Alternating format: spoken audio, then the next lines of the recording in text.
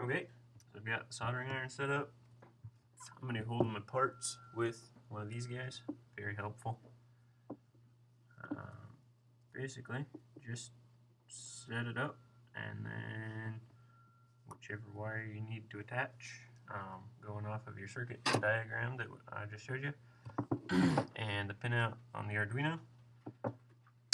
We'll start with the TX wire. So we look on our diagram. TX is a blue wire, so we need TX.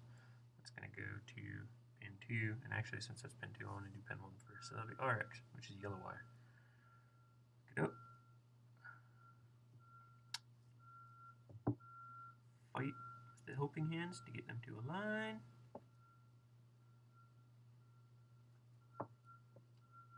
Diagonally, just like that, up against each other.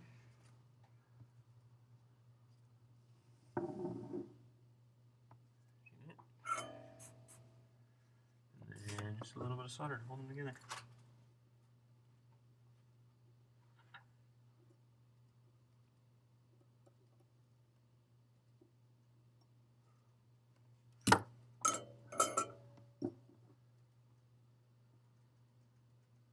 And it's hard to see, but there is the first pin of our wiring harness.